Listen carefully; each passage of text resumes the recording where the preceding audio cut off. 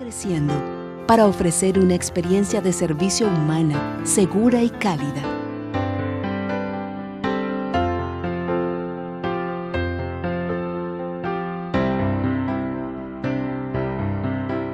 Es actuar con integridad, siendo coherentes, transparentes y respetuosos. Es entender que unidos logramos el mejor resultado para colaborar y compartir el conocimiento. Nuestro propósito superior de preservar la salud y la vida se refleja en acciones visibles para entregar una atención humanizada y de excelencia. Es así como cada día integramos la tecnología y la calidad para lograr diagnósticos y resultados confiables.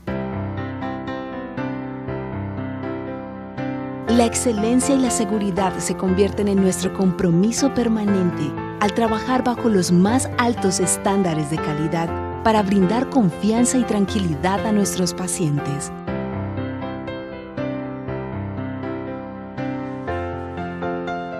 Tu vida nos inspira a continuar soñando, caminando y haciendo parte de tu vida.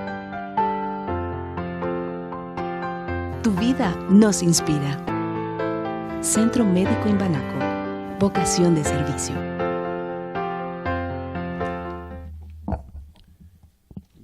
Buenos días para todas y para todos. Les doy la más cordial bienvenida al Centro Médico Imbanaco y a esta sesión académica del día de hoy, donde se realizará un conversatorio para discutir sobre las perspectivas del sector salud a futuro en Colombia, así como el rol de las IPS en el sistema y en la prestación de los servicios a la comunidad para garantizar un acceso oportuno con base en los más altos estándares de calidad y seguridad del paciente. Los invitados a participar en este diálogo son el exministro de Salud y Protección Social, Alejandro Gaviria, y el gerente general del Centro Médico Imbanaco, el doctor Rafael González Molina. La agenda de esta mañana está dividida en dos sesiones. En la primera parte, el doctor Gaviria nos contará de sus más recientes trabajos de literatura y de opinión. Y en la segunda parte tendremos el conversatorio. El doctor Gaviria es un académico ampliamente conocido en nuestro país, un líder a nivel internacional y no creo que necesite mucha presentación. Sin embargo, para los que no tienen muchos detalles, el doctor Gaviria estudió Ingeniería Civil en la Escuela de Ingeniería de Antioquia, realizó una maestría en Economía en la Universidad de los Andes y posteriormente un doctorado en la Universidad de California.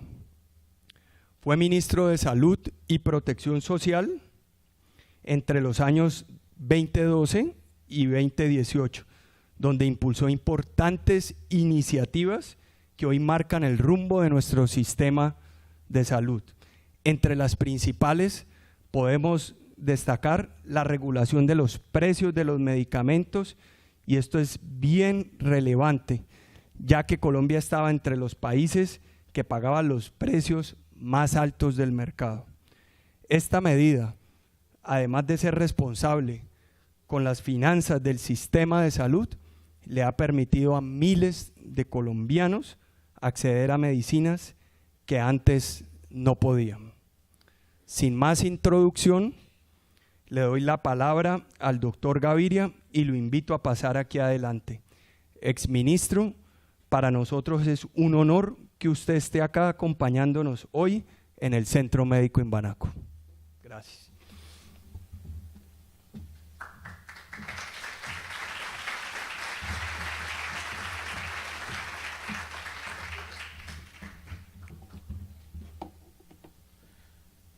Muy buenos días todos y todas. Gracias Alejandro por sus palabras, muchas gracias Rafael por la invitación y muchas gracias a todos por la compañía. Hemos organizado entonces la presentación en dos partes. Primero yo voy a hacer una presentación general donde no me voy a inmiscuir en los asuntos coyunturales de nuestro sistema. Vamos a dejar los problemas para la segunda parte. Y voy a hacer una reflexión en 3 partes sobre esto que yo he llamado, tomando una expresión de Viktor Frankl. Algunos recordarán su libro, El optimismo trágico. ¿Esa vaina qué es? Quiero empezar diciendo que es una invitación a 3 cosas. La primera, a una capacidad de todos para apreciar el cambio social de largo plazo. Esto es para practicar, y veremos algunos ejemplos en un minuto, el optimismo basado en la evidencia. Algo que nuestra sociedad, esa capacidad de entender, ver y apreciar el optimismo basado en la evidencia, está perdiendo. Después voy a hablar un poco sobre la complejidad y cómo esa capacidad para apreciar el optimismo basado en la evidencia necesita también un entendimiento, si se quiere, profundo de los problemas.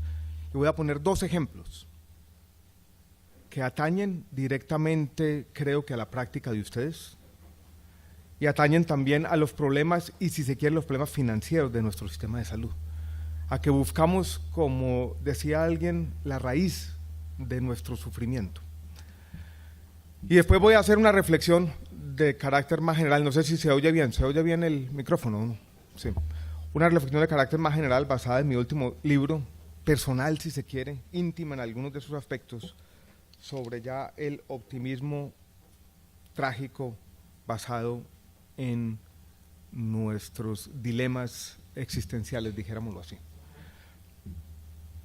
Esta es la agenda que quiero mostrarles, media hora, rápidamente, con 3 mensajes fundamentales que iremos reiterando a lo largo de mi presentación. Voy a empezar entonces con la primera idea, que la llamo siguiendo a Angus Deaton, el gran escape. ¿Quién conoce a Angus Deaton? En Angus Deaton es premio Nobel de Economía. Se juntan de alguna manera la economía y la medicina. Este libro que ustedes ven aquí es tal vez uno de los libros más importantes de economía que se ha escrito en los últimos 10 o 15 años. El gran escape de la humanidad. ¿Gran escape de qué? De la enfermedad, de la miseria, de la ignorancia y del hambre. Y ese título yo lo quisiera explicar con esta grafiquita que hay aquí, que me inventé yo en Excel hace algunas semanas, que es una historia económica de 12.000 años de la humanidad. Me la sugirió en el Hay Festival una economista y filósofa, Deidra McCloskey. Estábamos en un conversatorio, y de un momento ella se para del auditorio, se va a un extremo, pone la mano así, formando la mano un ángulo de 90 grados con su antebrazo, y dice: les voy a contar la historia de la humanidad caminando de un lado a otro del auditorio. Y camina así, y dice: esta es la historia de la humanidad, y llegamos a algún momento, hizo ¡shum! La forma como la humanidad, primero en Inglaterra y en Holanda, después en buena parte de Europa, después en los Estados Unidos y después en todo el mundo, aumentó de manera sustancial su estándar de vida. Los gráficos están por todas partes. La pobreza extrema, que fue 99% por buena parte de la historia de la humanidad, miren cómo ha disminuido. La educación, el alfabetismo, la democracia, las vacunas, la mortalidad infantil, todo. Un optimista basado en la evidencia sabe que nosotros, quienes estamos aquí sentados en este auditorio, somos la generación más afortunada de la historia del planeta. Nunca nadie había vivido tanto, había probado tantos sabores, había tenido tantas experiencias, había tenido la oportunidad de viajar tanto. Nunca nadie había tenido en ese aparatico que tenemos en los bolsillos, el Aleph de Borges, una ventana al mundo, con todo el conocimiento de la humanidad ahí, dispuesto para todos. Pero se nos olvida muchas veces eso. El optimismo basado en la evidencia es una necesidad imperiosa, creo yo. Hagamos un ejercicio mental. Supongamos que salimos de esta conferencia, cruzamos la calle e interpelamos a una persona que está caminando por la acera y le hacemos una sola pregunta fáctica que debería ser respondida con base en los hechos del mundo, sin opiniones. ¿Qué ha pasado con la desnutrición en Colombia? Hoy en día, ¿es más alta, igual, más baja de la que teníamos hace algunos años? ¿Qué respondería esa persona? Probablemente, digo yo, estoy especulando, poco de manera retórica, tal vez para hacer mi punto, pero probablemente esa persona dirá que la desnutrición es más alta hoy en día. Si miramos los datos de la Encino, de lo que era la encuesta nacional de demografía en salud, nos vamos a dar cuenta del siguiente hecho. Desnutrición crónica, niños menores de 5 años. Hace 20 años, un poco más, 21, 22, en Colombia 1 de cada 4 niños estaba desnutrido crónicamente. Hoy 1 de cada 4. Sin embargo, existe lo que los psicólogos han llamado un sesgo de disponibilidad. Como es 1 de cada 10, siempre habrá casos que mostrar. Siempre tenemos regiones problemáticas, siempre tenemos resquicios donde este progreso no ha llegado. Y se muestran esos nomás. Y se va generando en la mente de las personas una idea de que todo va empeorando cuando la realidad es la que ustedes están viendo aquí. Esa necesidad de entender, de apreciar el cambio social de largo plazo, en parte trabajo de muchos de quienes están aquí, es cada vez más importante. Porque las noticias falsas, la forma como, digámoslo claramente, los noticieros de televisión muchas veces representan o retratan nuestra realidad social, conspira contra este entendimiento. Yo podría quedarme toda la mañana mostrándole gráficas. Esta es de la mortalidad infantil. Ustedes ven los años de 1950 hasta el 2015, es el último año con cifras comparables. Hay 2 hechos importantes en esta gráfica. Uno es obvio, la mortalidad infantil va disminuyendo por muchas razones, el progreso del conocimiento científico, la llegada también de cambios institucionales, la mayor conciencia entre todos en la humanidad, que hacemos parte de comunidades que tienen que ser solidarias, y hay una mayor presencia del Estado también. Esto es, no solamente hay un progreso de la ciencia, hay un progreso institucional, mejores instituciones a pesar de todos los problemas del mundo. Pero miren otro dato importante de esta gráfica, lo que yo quisiera llamar convergencia social. Miren el año 1950 y miren las diferencias entre los continentes o regiones del mundo y miren la diferencia ahora. Esa brecha se ha cerrado de manera sustancial. Esta misma historia se podría contar una y otra vez para casi todas las variables relevantes de salud pública. Hay 3 que mencionan los objetivos de desarrollo sostenible donde yo trabajo actualmente: la mortalidad infantil, la mortalidad materna y la neonatal. En todas la historia es igual, convergencia social. Esto es, el mundo mejora y el mundo se vuelve en algunos indicadores básicos también cada vez menos desigual. Y eso se nos olvida. Esta gráfica está en el libro de Angus Deaton y la quiero contar por una razón. Cuando yo la miré, recordé una conversación que yo tuve cuando tenía 11, 12 años de edad en el bus del colegio, un muchacho de clase media, en la ciudad de Medellín, compañeros de lo que era 5º o 6º grado. Una mañana, después de un recorrido de casi 1 hora, pusimos un tema de conversación. ¿A qué edad nos queríamos morir cada uno de los que estábamos allí? Muchachos de 10 o 11 años. Después de una conversación de 20, 25 minutos, llegamos a un consenso casi absoluto, a los 60 años. Ninguno percibía una vida más allá de los 60 años. Nuestros abuelos se habían muerto de esa edad y yo dije, ¿para qué vivir más? Miren cómo ha aumentado la esperanza de vida después de los 50 años. Esto es el mundo desarrollado, pero la misma gráfica se podría hacer para Colombia. Ya son 25, o eran 25, ya son 35 años. Esa misma conversación que tendrían los muchachos hoy en día sería muy distinta.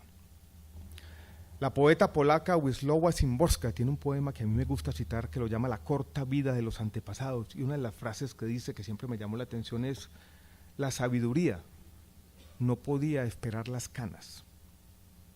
Eso era antes del gran escape, el que habla Angus Deaton. Y eso es gráfica tras gráfica, una tras otra, mostrando nuestro progreso social. Esta es la mortalidad por enfermedades cardiovasculares. Me gusta la comparación, si ustedes pueden ver en la gráfica de la izquierda, no se ve muy bien, pero hay 2 países, Estados Unidos y Gran Bretaña. Miren que en Estados Unidos el nivel era más alto de mortalidad, pero el declive comienza a darse de manera más rápida, porque en los Estados Unidos ha existido históricamente una mayor propensión a incorporar los avances de la ciencia. Tema que queda ahí como pregunta planteada porque nos falta una parte de esta historia. Este es el optimismo basado en la evidencia, que tiene que ser complementado con otro optimismo. El optimismo no como especie de reflejo empírico, sino también el optimismo como si se quiere también una postura ética. Tenemos que ser optimistas de alguna manera. Creer que con el trabajo que hacemos podemos seguir haciendo la diferencia. Pero el optimismo trágico nos invita a otra cosa, a entender también los problemas. Voy a pasar al segundo tema, que lo quiero llamar complejidad. Yo fui 6 años ministro de Salud, una insensatez, lo saben ustedes bien, demasiado tiempo. En el último mes estaba yo sentado en un auditorio como este, creo que era el último congreso de la Asociación Colombiana de Hospitales y Clínicas, y yo vi que llegó allí un investigador inglés. Yo estaba inconspicuamente sentado a un lado del auditorio, y este señor preguntaba, ¿dónde está el ministro de Salud de Colombia? Yo con ganas de esconderme, ya me faltaban 3 semanas para terminar en el cargo. Y dice, ¿qué querrá hablar conmigo? Y dijo, yo quiero conocer al ministro de Salud de Colombia porque me contaron que lleva 6 años en el puesto y quiero tomarme una foto con él.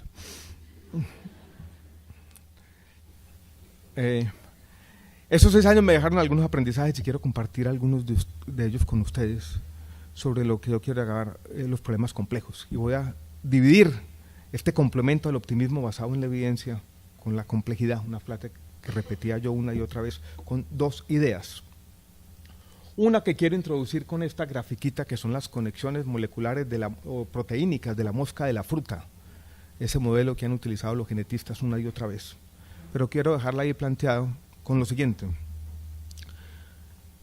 Yo soy economista e ingeniero. Ahora decía aquí que la probabilidad de que yo estuviera hablando de temas de salud en este auditorio hace 20 años era 0. Todo lo que pasa tiene probabilidad 0, pero pasa, decía un profesor que yo tenía de comportamiento y salud del colegio, no sé de dónde sacó esa frase. En esta trayectoria o en esta biografía que tengo yo un poco enredada, al mismo tiempo que la ingeniería y la economía, me gustó mucho la biología. Tengo una 6ª edición del origen de las especies de Darwin, publicada en 1872, la última antes de su muerte, donde de manera subtricia, para hacerle caso a su esposa, metió a Dios por todas partes, pero no cuadra Dios en esa historia todavía. La primera fue publicada en 1859. Y de esa lectura de la origen de las especies y muchos libros de evolución me quedó la siguiente idea.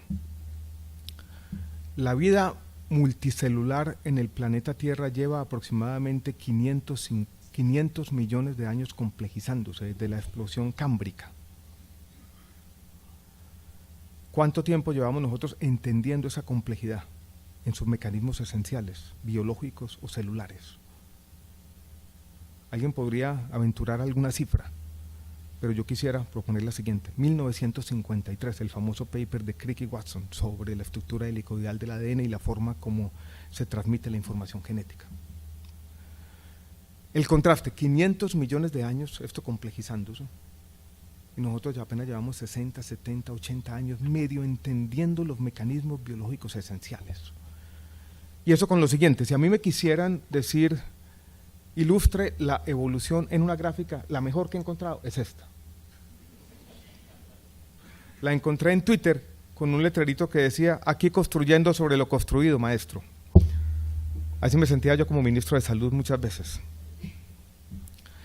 Pero la idea yo creo que es profunda y es la siguiente. La evolución no es otra cosa que la adaptación a óptimos locales. Surge un problema y por medio del ensayo y error y el filtro de la selección natural, uno se adapta a ese problema. Surge otro problema y uno se adapta al problema siguiente, pero lo hace construyendo sobre la adaptación que se hizo en el pasado. Y así uno va superponiendo, remiendo, sobre remiendo, sobre remiendo, sobre remiendo, 500 millones de años, resolviendo problemas de adaptación local. Eso, en mi opinión, tiene la siguiente idea profunda, que la evolución no es diseño inteligente, no se puede hacer ingeniería de reversa, y por lo tanto, como los mecanismos son tan complejos, y son en el fondo remiendos muchas veces chapuceros, y sobre esos remiendos chapuceros se superponen otros, es muy difícil entender esa complejidad. Si usted le da a un ingeniero algo que es producto de un diseño inteligente, usted hace ingeniería de reversa y entiende más o menos para qué sirve cada pieza.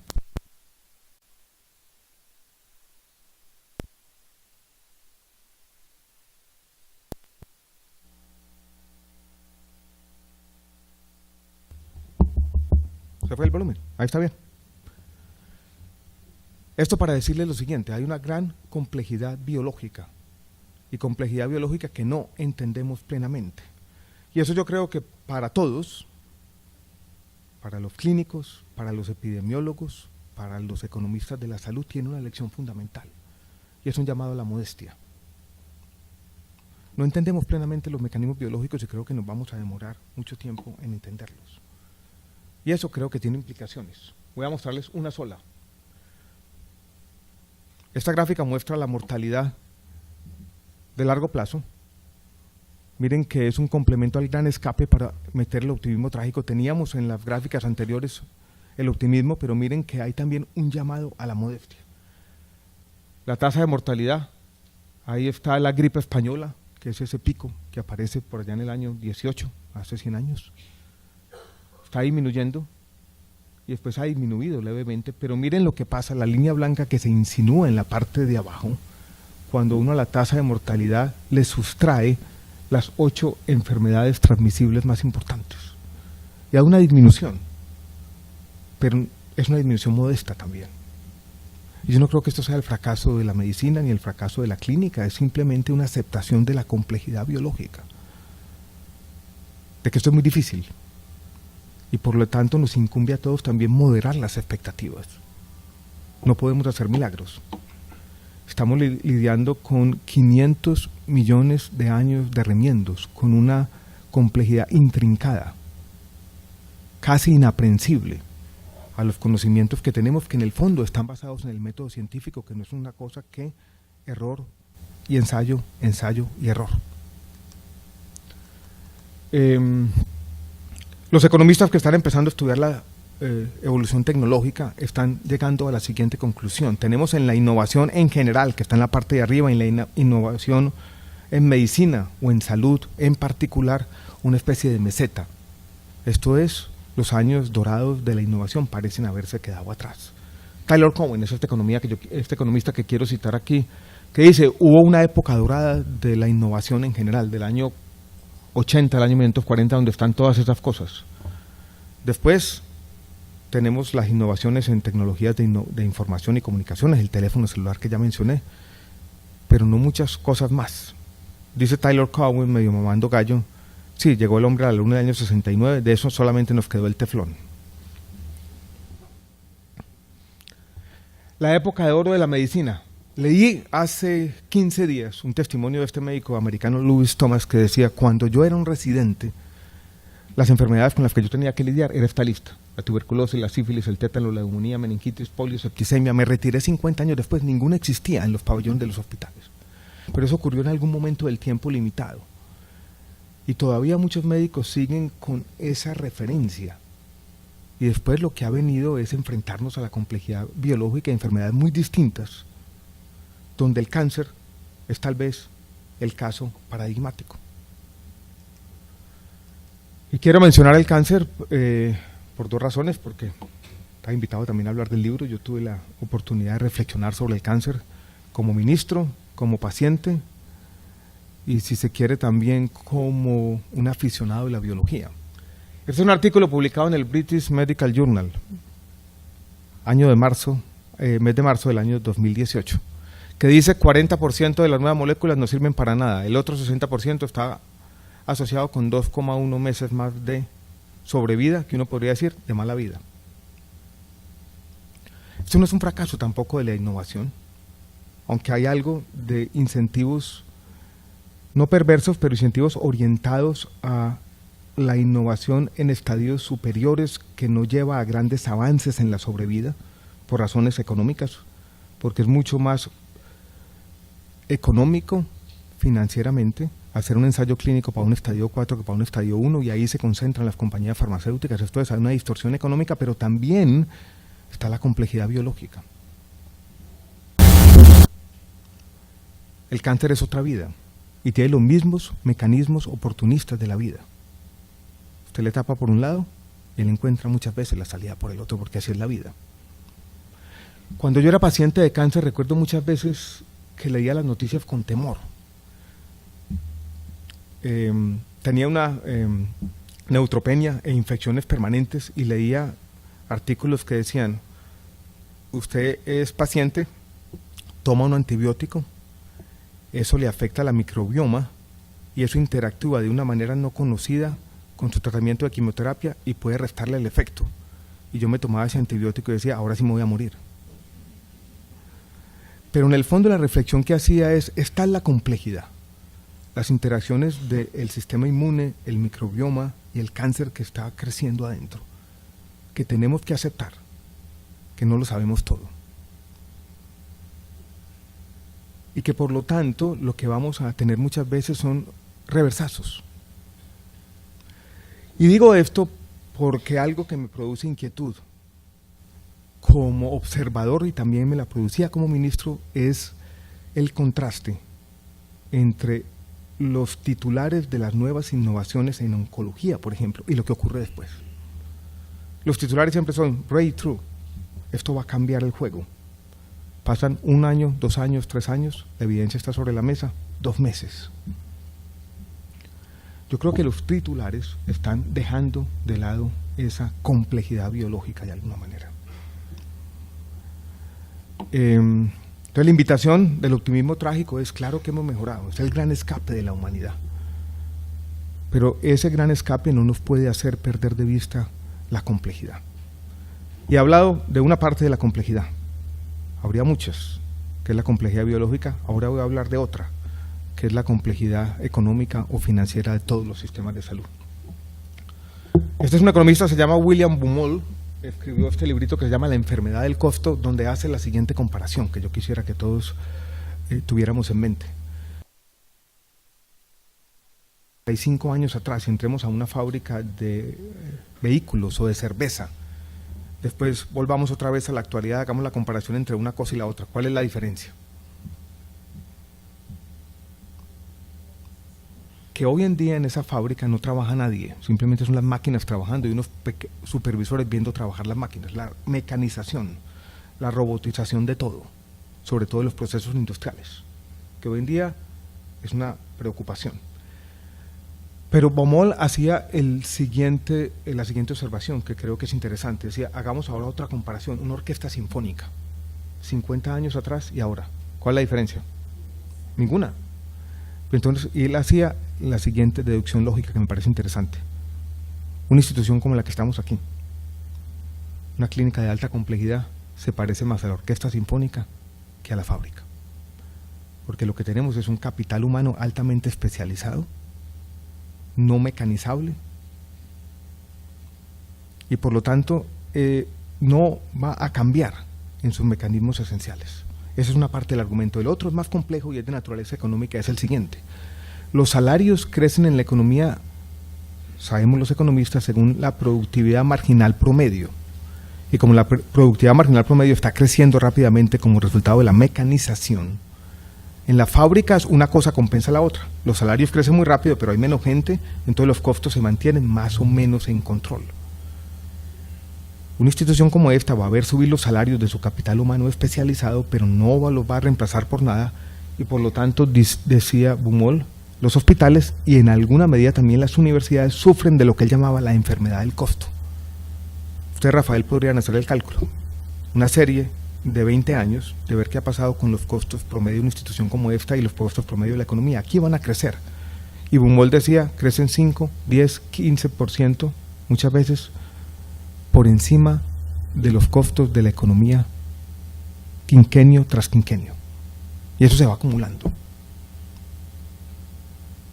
Esa es una fuerza económica que tenemos que tener en cuenta, una sola. Sigamos superponiendo razones para llegar a la conclusión después de que nadie debería ser ministro de salud. La presión tecnológica que ustedes conocen bien, ¿no? La presión tecnológica que ha llevado a un divorcio entre valor y precio. No quiero detenerme mucho en esta gráfica, pero estos son de nuevo tecnologías en oncología, nuevos medicamentos. Una serie que va del año 1996 a 2014, un artículo publicado en un journal académico de economía que se llama el Journal of Economic Perspectives, colaboración entre médicos y economistas. Y lo que está diciendo es lo siguiente: en el año 96, las nuevas tecnologías aprobadas por la FDA costaban, estamos hablando de costo-efectividad en este caso, $50.000 pagábamos como sociedad por cada año de vida saludable ganado. Esto era hace 20 años. Pagábamos por la innovación $50.000 por cada año de vida saludable ganado. Hoy estamos pagando, en la pendiente, $200.000 por cada año de vida saludable ganado. Entonces tenemos una disminución de la costo-efectividad, mucha variación, y en el fondo la grafiquita que yo les quería mostrar por aquí es esta. Supongamos que en nuestro plan de beneficios tenemos la tecnología A, un medicamento de oncología, pueden entenderlo ustedes así. Tenemos dos opciones tecnológicas, una que se llama A', donde no hay un gran cambio, y miren que cuesta mucho más, pero el resultado en términos de sobrevida global, por ejemplo, no es mucho más alto. Miren la B cuesta un poquitico más, pero sí es un gran cambio. Desafortunadamente, muchas de las tecnologías que incorporamos a nuestro sistema se parecen más a A' que a B. Y eso es la presión tecnológica. Yo no quiero sobresimplificar las historias, pero en buena medida esa incapacidad de discernimiento, de decir, yo voy a ser capaz de incorporar la tecnología B, pero no siempre las A' las voy a traer a nuestro sistema. Eso en parte explica los problemas financieros de nuestro sistema. Esa presión tecnológica, esa incapacidad de incorporar de manera ordenada e inteligente las nuevas innovaciones. Entonces, si uno va superponiendo los problemas, tiene de un lado la enfermedad del costo de Baumol y tiene de otro lado la presión tecnológica y ese divorcio entre valor y precio, que ustedes ven ahí, y tiene después, esta es de Victor Fuchs, el economista de la salud más importante en los años 70 en Estados Unidos. Tiene un libro con un título que lo dice todo, ¿quién debería vivir?, llamando la atención sobre las decisiones éticas que acompañan casi todas las decisiones de salud, las que toman ustedes y las que se toman desde el ministerio. Todas tienen ese carácter ético y por lo tanto todas necesitan una conversación que como sociedad no estamos teniendo, pero ese es otro tema. Yo quiero explicarles esta grafiquita de las que hacemos los economistas para enredarlo todo. Esa gráfica es sencilla, muestra dos líneas con pendiente negativa, decimos nosotros. Una es una curva de demanda para una persona de bajos ingresos, otra para altos ingresos. Bajos ingresos, altos ingresos. Curva de demanda. Pensemos la demanda por zapatos, por camisas, por algún bien durable, el que sea. Los economistas decimos la demanda va a ir hasta que el costo marginal se iguale al beneficio marginal. Esto es, el costo que yo siento sea igual al beneficio que ese bien me está reportando.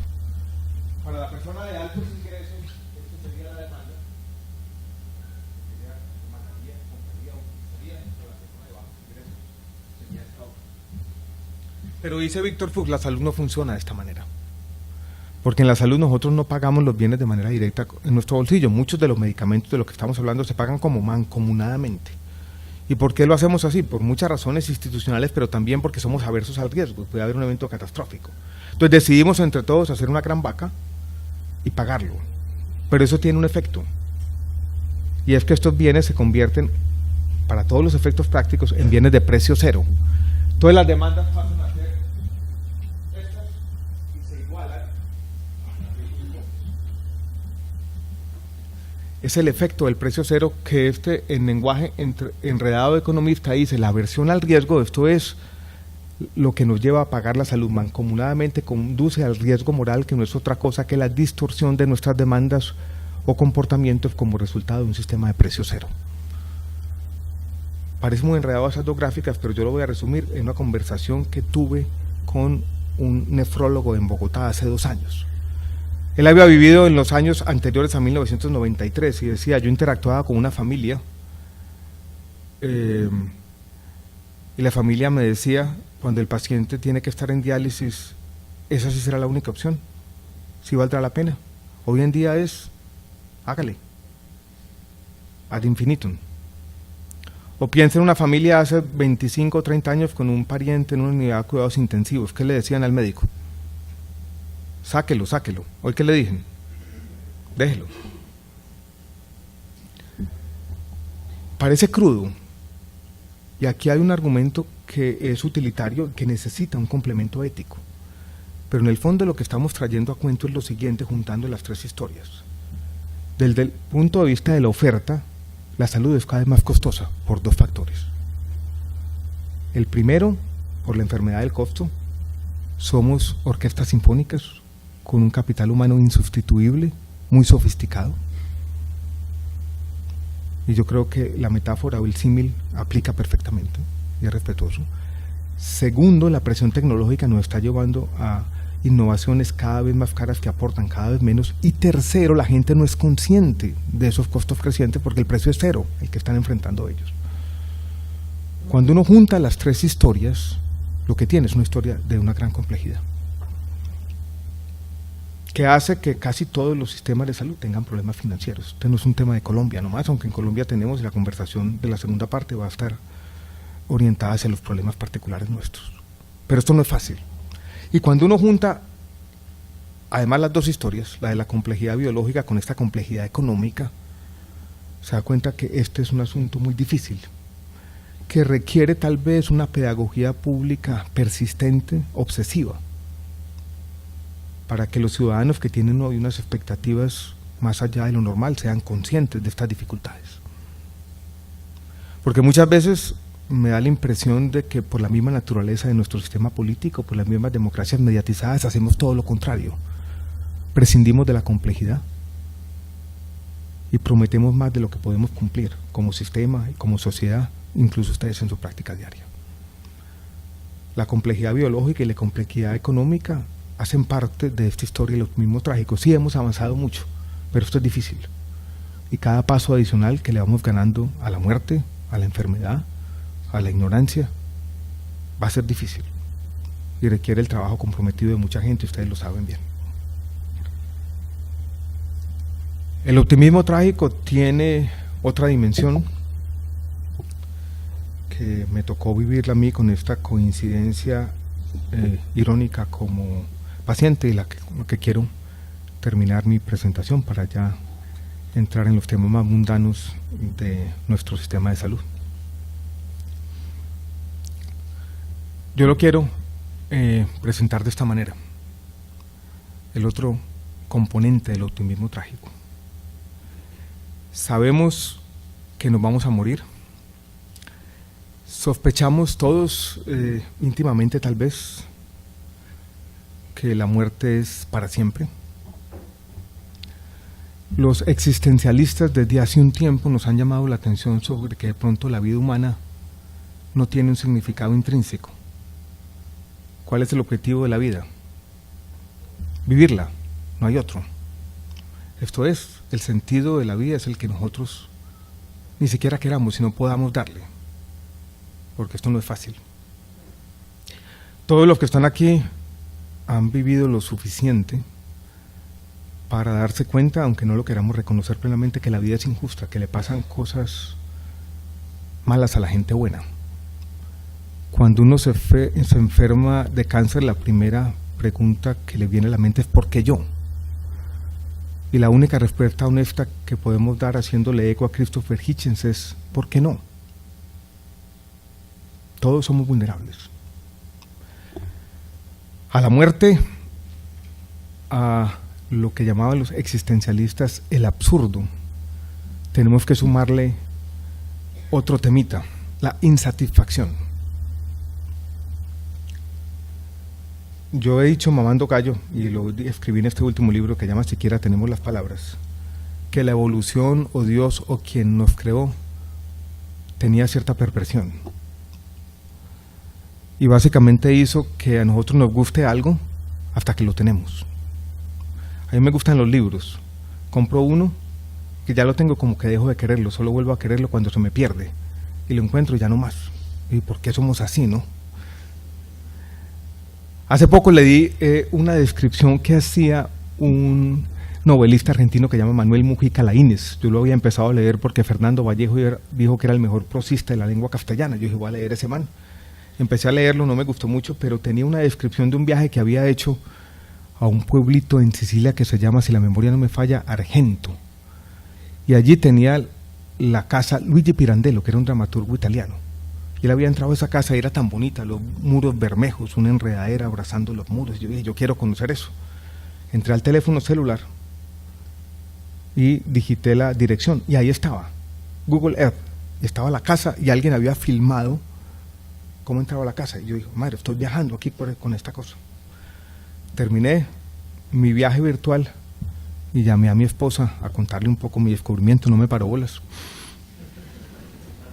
Y en medio de la conversación se apagó el teléfono. Y yo, en lugar de celebrar el milagro de poder ir a viajar en el tiempo, lo primero que pensé, este hijo de puta aparato no sirve para nada. Y después caí en cuenta, yo dije, tengo el Aleph de Borges sobre la mesa del escritorio, esto es una ventana al mundo, y yo ya protestando por un incidente menor. Y entonces lo sumé a la lista, la muerte, el absurdo y la insatisfacción. Pero lo bonito de todo es que la vida vale la pena. Y el optimismo trágico que yo trato de construir entonces es cómo contrarrestar esto. Y no voy a darles una clase de Paulo Coelho, pero quiero compartir un poco mi experiencia, lo que yo fui descubriendo cuando uno se enfrenta al abismo y trata de valorar lo esencial. Llegué yo a mi casa un lunes por la tarde, después de haber pasado casi las semanas previas y muchos días en el hospital. Me había recuperado una septicemia. Sentí por algún momento que se me estaba yendo la vida. Y le dije, le voy a mandar un mensaje a mi esposa de lo que estoy sintiendo en este momento. Se lo mandé y después tuve la mala idea de ponerlo en Instagram. Y eso se volvió viral, ¿no? Y yo lo que le decía era cosas que quiero hacer. Que bajemos del edificio, demos la vuelta a la esquina, había un restaurante italianito ahí, no muy bueno, pero nos sentábamos y éramos felices. Yo decía, sentarnos en la mesa, no uno al frente al otro, sino a lo hippie del mismo lado, abrir una botella de vino y tomar 2 copas y brindar, porque estar juntos es suficiente para brindar, era lo único que necesitaba en la vida en ese momento. O salir con el hijo mío Tomás, íbamos a dar un parque y dábamos vueltas, y yo lo maleducaba. Le decía, las tareas no sirven para nada. La indiferencia de los gatos es tan grande como la del universo, tenga cuidado, mijo.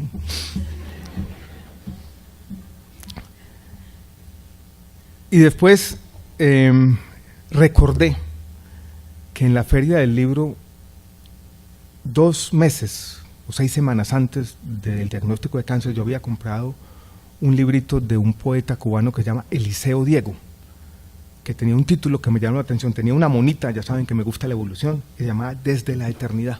Nunca le paré muchas bolas, lo tenía en la mesa de noche. Y un día empecé a leer y encontré un poema sobre, ¿saben qué?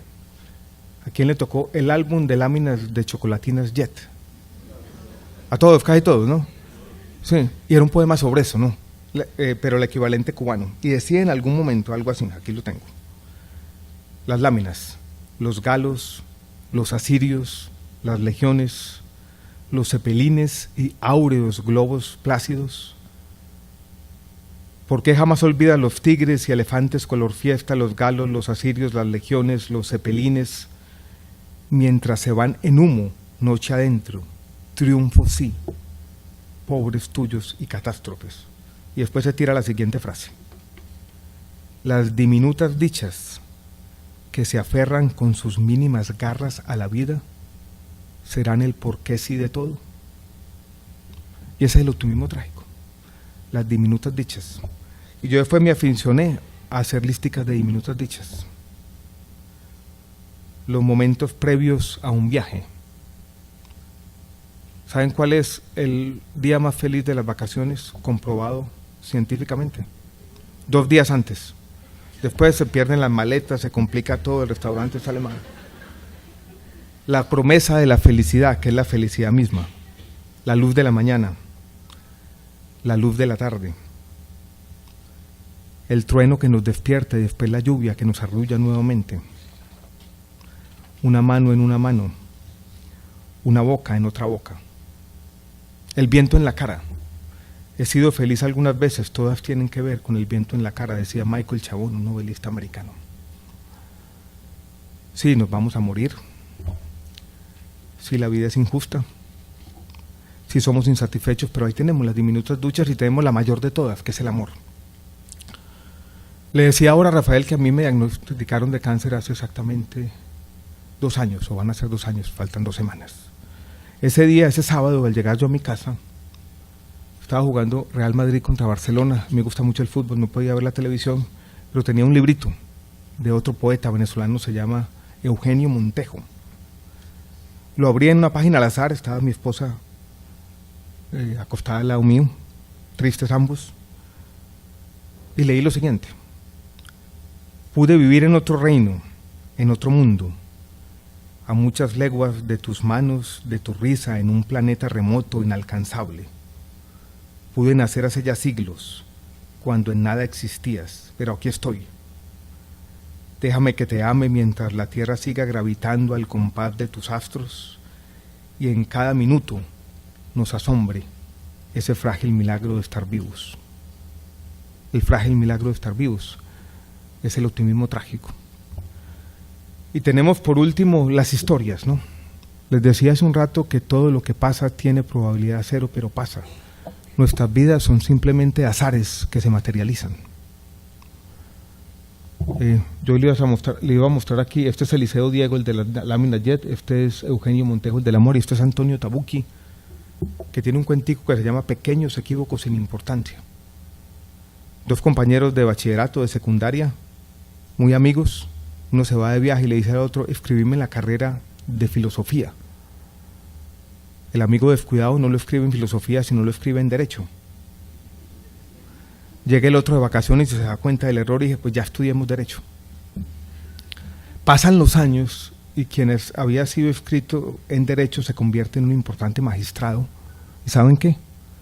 Termina condenando a su amigo por un delito de terrorismo. El otro se involucró en lo que eran las Brigadas Rojas en Italia en algún momento. Y se faja Antonio Tabucchi la siguiente frase que yo nunca he entendido bien, pero intuyo cuál es su significado. La vida es la que se encarga de esclerotizar las cosas. Esa es la vida de todos. Azares, contingencias que se van volviendo lo esencial, que se esclerotizan. Pero como esa es la vida, todo tiene probabilidad 0, pero pasa. Todas las vidas, las de todos aquí, tienen que ser contadas. Y por eso las historias hacen parte también de la lucha contra la muerte, el absurdo y la insatisfacción. Las diminutas dichas, el amor y las historias son nuestros mecanismos de defensa. Y ese es el optimismo trágico en la vida individual. En la vida colectiva es simplemente entender el gran escape y valorar el mundo por lo que tenemos, pero también no practicar esas metafísicas desesperadas o quimeras locas y entender la complejidad. Me gusta la biología, ya sabes, ¿no? Y termino con la siguiente historia que también la ha contado en alguno de sus libros. Fue hace aproximadamente 5 años en un pequeño pueblo de Antioquia que se llama La Pintada. Mi hijo tenía entonces 6 o 7. La hora de la soledad ontológica, 6 de la tarde, un día de diciembre, una noche que empezaba a ser estrellada, en tierra caliente cuando se acaba uno de bañar y está contento al final de la tarde.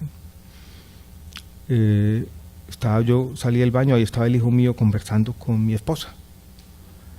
Y yo no sé por qué, dijo: papi, no somos nada, somos un punto. Yo lo primero que pensé fue: ya me lo cagué.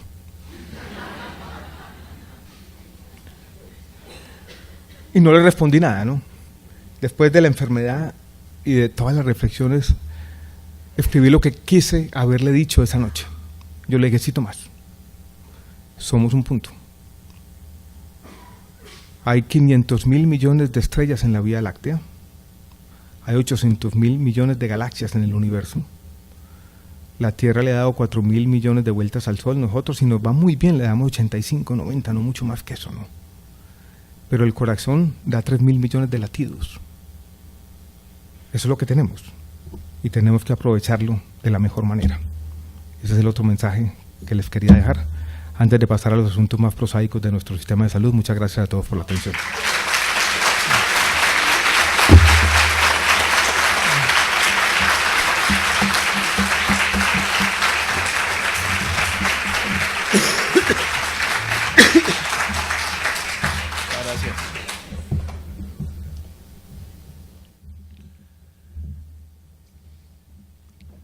Muchas gracias, exministro Gaviria, por su magnífica presentación y por sus reflexiones que reconfortan nuestra vida. A continuación, invitamos a pasar aquí adelante al doctor Rafael González Molina, gerente general del Centro Médico Imbanaco. Rafael es administrador de empresas de la Universidad ICESI, con una especialidad en finanzas de la Universidad Javeriana, quien ha tenido una carrera de más de 23 años de experiencia con responsabilidades crecientes en diferentes sectores de la economía y en los últimos 10 años en el sector salud. También fue presidente de la Clínica del Country y de La Colina y asumió la gerencia general del Centro Médico de Imbanaco en el 2017. Le damos la bienvenida a Rafael.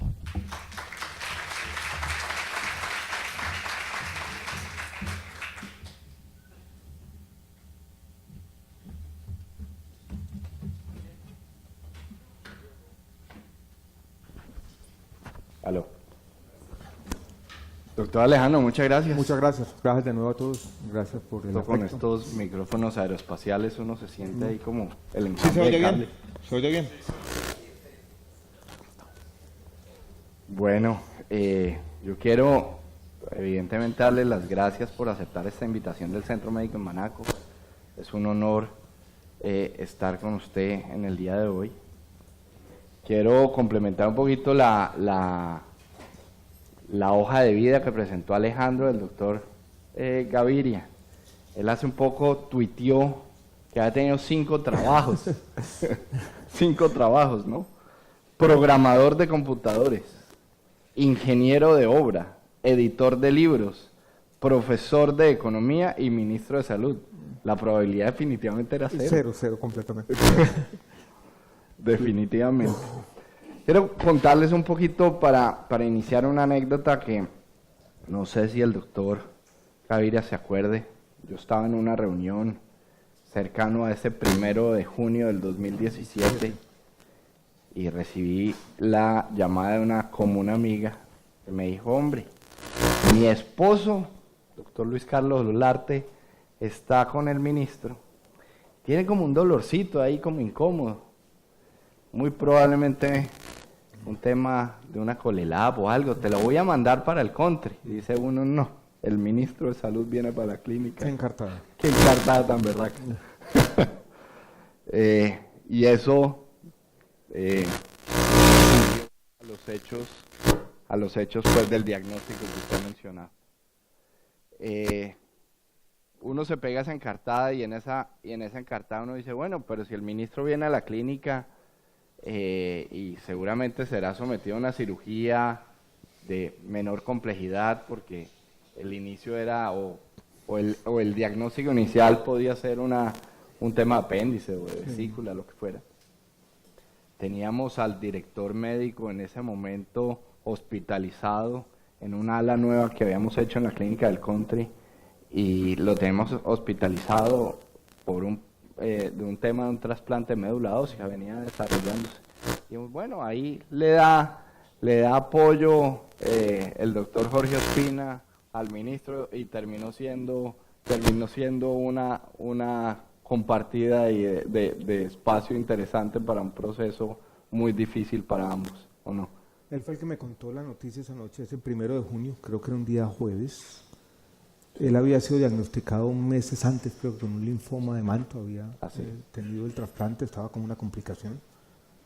Y él entró a las 10 o 11 de la noche después del TAC que me habían tomado a decirme que lo más probablemente era que yo tuviera un linfoma y que empezaba la lucha. Y él era un ejemplo de una lucha que ya había iniciado. Él era un ejemplo de una lucha. Los pacientes de cáncer también nos alimentamos de esperanza, era una esperanza, un ejemplo de alguien que estaba dando la lucha, todavía no había salido él plenamente. Sí. Y después me seguí encontrando con él, le sigo la pista, hace algunos meses no lo veo y sé que está muy bien. Sí, correcto. Lo que me alegra, por supuesto, algunos lo conocen, lo ubican, ¿no? El doctor Jorge Ospina, que fue por muchos años el jefe de urgencias del Hospital San Juan de Dios en Bogotá. Así es. Pero esa historia es como el preámbulo de una conversación que queremos hacer para ver varios enfoques, un poco la visión como ser humano, como ministro y todo lo que pasó alrededor y lo que nos puede aportar a las instituciones de salud y al sistema de seguridad social para poder mejorar y hacer mejor las cosas. La primera pregunta que yo le haría, y un poco iniciando con el tema de economía, y es muy sencilla. En el mundo el sistema de salud de Dinamarca es uno de los más completos, los de mayor reconocimiento, es quizás una joya de la corona, tiene una inversión superior al 10% del Producto Interno Bruto en salud, más de $4.500 por habitante per cápita. Y nosotros, pues lo más parecido que tenemos al sistema de salud de Dinamarca es que tenemos un departamento que se llama Kundinamarca. ¿Cómo lograr una mejora en nuestro sistema de salud? La pregunta tiene dos partes, ¿no? Una parte es una parte compleja y son las comparaciones. Para mí fue muy difícil como ministro de Salud hacer esta pedagogía, es decir, nosotros tenemos un gasto por habitante, el dólar fluctuaba, pero podría ser 600, 700, 800, nunca iba a llegar a $1.000. Los países europeos de la OCDE tienen un gasto que es entre 3, 4 y 5 veces más. Estados Unidos, que claramente es un tema exorbitante, en muchos sentidos tiene 10 o más veces, ¿no? Pero las expectativas de la gente en Colombia, porque ahora hablábamos de convergencia social, también hay una convergencia de expectativas. Un paciente en Colombia tiene muchas veces acceso a mucha de la información, sobre todo las clases medias urbanas de nuestro país, que tiene un paciente en Dinamarca. Y decirle a ese paciente que no puede tener acceso a una última tecnología porque el gasto por habitante en salud en Colombia es todavía muy bajo, es muy difícil, casi imposible. Yo no tengo hoy, Rafael y todos, una respuesta definitiva de cómo afrontar ese problema. Colombia avanzó en un tema que, por ejemplo, no tiene Chile, y es en la inclusión de todas las patologías en su sistema de salud. Yo creo que nosotros tenemos que ser capaces de tener un diálogo franco con todo el mundo de que no todas las tecnologías pueden estar disponibles en nuestro sistema de salud, que todavía es el de un país en desarrollo, y que tenemos que tener esa capacidad de discernimiento. Y esto tiene dos niveles, esta conversación. Una, el de las autoridades, que tienen un poder limitado a la hora de definir las prioridades, y otro el de ustedes también, a la hora de tomar decisiones en el sistema público. Yo hablaba muchas veces, tal vez con irresponsabilidad, de una doble responsabilidad que tenían los clínicos, ¿no? Con el paciente que tienen al frente, pero también con los otros pacientes, esto es con los recursos del sistema. Transferirle esa responsabilidad ética a los médicos también es muy difícil, casi imposible. Pero no hacerlo cuando nuestro sistema también consagra la autonomía médica con un bien fundamental también es imposible.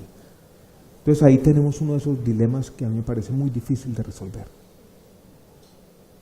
Pero si a mí me dicen hoy en día, Rafael, para empezar a hablar de soluciones, nuestro sistema tiene que ser más coherente, porque hay una incoherencia fundamental.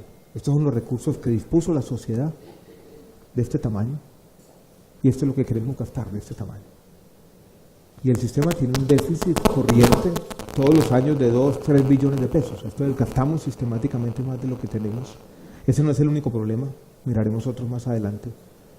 Pero cerrar ese déficit, ser más coherentes, hacer un mejor uso de la innovación entre todos, con esa doble conversación, con una mejor regulación desde arriba, pero también con decisiones clínicas conscientes desde abajo, es un camino de solución.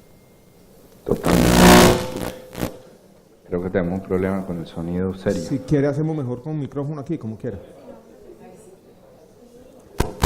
Porque si no, se van a enloquecer ustedes.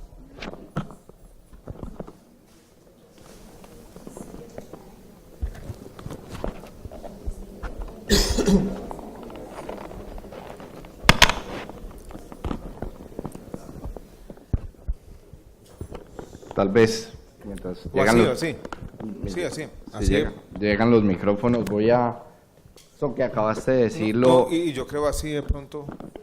así está sonando está mejor. bien. Un poco apoyando lo que decía el exministro, hay una parte que me llamó mucho la atención del libro que dice, voy a citarlo, y hace exactamente la reflexión que usted hacía hace un minuto. Algunas veces durante mi tratamiento sentí que las decisiones parecían no tener en cuenta los costos, o al menos la razón costo-efectividad de algunas intervenciones. Ciertas terapias físicas, respiratorias y demás. Había dicho muchas veces que los médicos tenían una doble responsabilidad con el paciente y con los recursos del sistema. Y finaliza el párrafo con el concepto: debo decir con sinceridad que esta frase no es fácil de llevar a la práctica, sobre todo si uno es médico o paciente. Por eso me gusta esa frase de Víctor Fuchs que dice ¿quién debería vivir? Uno no puede quitarle la complejidad ética de estas decisiones, pero lo que tampoco puede hacer es no asumirla. Tenemos un sistema de salud donde el gasto de bolsillo es muy bajo, donde en el fondo las decisiones que están tomando, piensen en MIPRES, son decisiones sobre recursos públicos que tienen que tener en cuenta, creo yo, necesariamente ese costo-efectividad. Pero el costo-efectividad necesariamente, casi por definición, es una discusión ética. Hay recursos escasos y entonces yo estoy decidiendo en el fondo quién debería vivir y quién toma esa decisión, quién tiene la legitimidad. El ministro de Salud no la tiene. En el sistema inglés hay una norma que ustedes conocen bien de 50.000 libras por redondear por año de vida saludable ganado, y el sistema paga eso, pero lo hizo en unas circunstancias históricas irrepetibles de ese país, con un sistema público que todo el mundo acoge como propio, y entonces esto se respeta, y se respeta como una regla de oro. En muy pocos países han tenido esa legitimidad. Y como es difícil hacerlo desde arriba, en el fondo lo que tenemos que hacer es la reflexión de todos los días. Y lo que sí uno puede ver en los sistemas de salud es que hay heurísticas o formas de tomar decisiones en diferentes instituciones o grupos médicos que son diferentes. Y unos deciden ser más responsables con los recursos y otros menos. Entonces uno lo que quisiera es que esas mejores prácticas se extendieran un poco. Pero esto no es un tema fácil, ¿no? Piensen, el médico entrando a MIPRES, tiene el paciente al frente, conoce la historia, conoce las angustias, es consciente del sufrimiento humano, y en ese momento tiene que decir, esta droga que es marginalmente mejor, si la prescribo o no. ¿Tengo yo la competencia ética para tomar esta decisión? Esto no es fácil. Yo lo único que quisiera era que por lo menos surgiera la duda ética, porque volvamos a la complejidad que expuse hace un rato, ¿no? Muchas de estas nuevas innovaciones están prometiendo mucho, pero están logrando muy poco en la práctica a un costo muy alto. Y yo creo que en un sistema público eso sí tiene que suscitar una discusión. Y hoy desde la trinchera, con cabeza fría, ¿qué es lo que realmente cambiaría el sistema? Yo creo que el sistema tiene dos problemas que se están retroalimentando. Y les voy a dar un diagnóstico que yo tengo más desde la frontera de lo que está ocurriendo, y hoy tenemos graves problemas financieros que están poniendo en riesgo el sistema. Y el sistema, si a mí me dijeran hoy, ya reflexionando sobre tantas cosas que dije, yo creo que hay tres problemas fundamentales. Uno es el que ya hemos mencionado, que tiene su materialización sobre todo en el no PBS.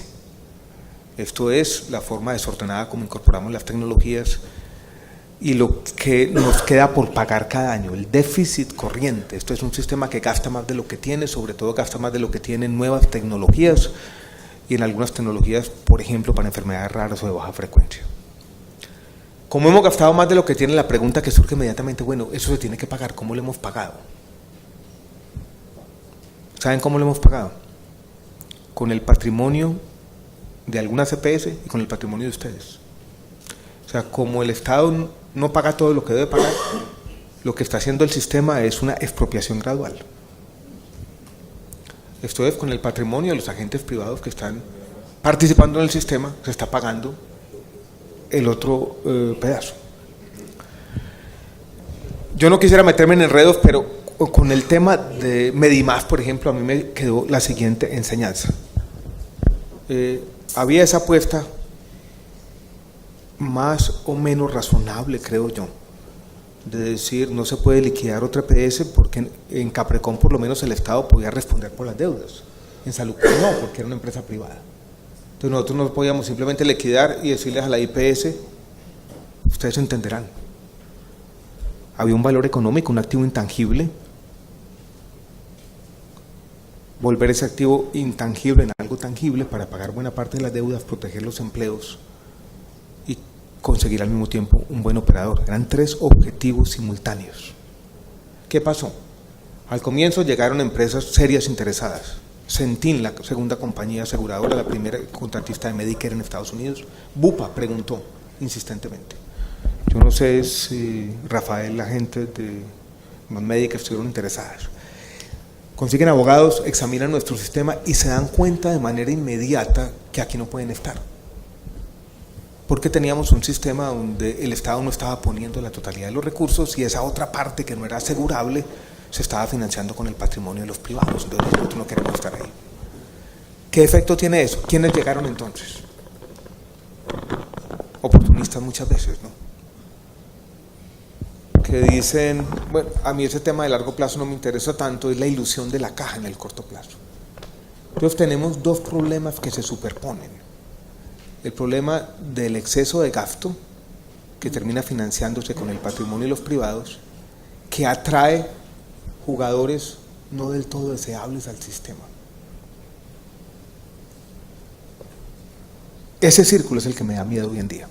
Esos son 2 problemas. El tercero, el que no quiero entrar en muchas disquisiciones, es el tema de lo que yo llamo el componente de descentralización del sistema de salud, lo que pasa con los hospitales públicos, con las secretarías que ustedes viven todos los días, cómo los problemas de la descentralización se reflejan en el sistema. Entonces los problemas de regulación de los agentes privados y la selección adversa de que no llegan muy buenos agentes, los problemas del no PBS y la falta de financiamiento y la forma como se hace por la puerta de atrás, y los problemas de la descentralización son los 3 grandes problemas del sistema de salud. Les tengo una noticia, ninguno tiene solución inmediata. Ninguno tiene una solución inmediata. ¿Esto qué es? Una enfermedad crónica. ¿Qué toca hacer? Manejo. Conseguir recursos aquí, generar esperanza, generar confianza, encontrar lo que yo llamaba resquicios de posibilismo, esto es espacios o ámbitos de la política pública donde se pueden hacer avances y progresos, cambiar un problema por otro e ir sosteniendo una situación mientras todos colectivamente o en algunos ámbitos entramos en razón y logramos más coherencia en la toma de decisiones. No va a ser una reforma legal, no va a ser un ministro de salud, no va a ser una gran decisión. Esto requiere muchas cosas porque en el fondo estamos enfrentados ante un problema social. Mírenlo siquiera trágicamente para volver al discurso, es unas expectativas de la sociedad que superan nuestras capacidades. De fondo ahí se deriva el problema y también una falta de capacidades en la sociedad para administrar los recursos del sistema de salud. Porque alguien me dice, bueno, hagamos una reforma y eliminemos las EPS, ¿eso resuelve el problema? No. Pues claramente no. ¿Y cómo manejo yo la transición? O sea, si este solo tema de salud creo que me enfermó a mí, que era una sola. Imagínate, yo mañana tengo que liquidarlas todas y pagar entonces que Comeva, y fuera de eso voy a liquidar a Sura y voy a liquidar a Sanitas y a Compensar y a Ensanar y a Costa Salud, que están haciendo las cosas más o menos bien. ¿Y cómo va a ser esa salida colectiva? Entonces, en el fondo, yo creo que para todos también es un mensaje, eso hay que pensarlo bien, esto tiene que hacerse ordenadamente. Y que los intentos de reforma legales no nos generen más problemas de los que tenemos. No generen más incertidumbre, más inseguridad jurídica. Y lo digo aquí también ya de manera franca que puedo hablar. No me gusta que el tema de Medimás se resuelva por una orden judicial. Porque más inseguridad, o sea, si mañana un juez piensa en lo siguiente, PQ eres por afiliado, por 1000 o 10.000 o 100.000 afiliados, Medimás no es muy buena, yo no la voy a defender, pero es más o menos la quinta o la sexta, de la más mala a la otra, y liquidan a esa. Estos tipos van a ganar una demanda del Estado de yo no sé cuántos cientos de miles de millones.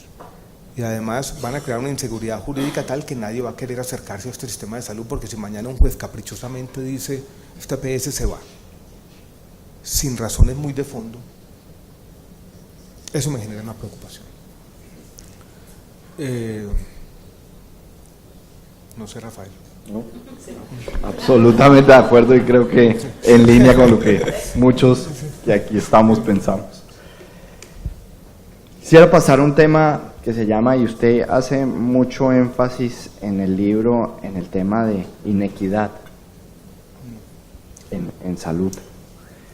Hay una frase que a mí en lo personal me llamó mucho la atención, que usted cita de Martin Luther King, Sí. que dice que de todas las formas de inequidad, la injusticia en el cuidado de la salud es la más impactante e inhumana. Sí. ¿Cómo debemos hacer los actores del sistema para reducir esa inequidad? Y hablando de todos los actores, EPS, IPS. Esa frase de Martin Luther King, que yo no la conocía, se la leí al médico intelectual americano Atul Gawande en uno de sus libros.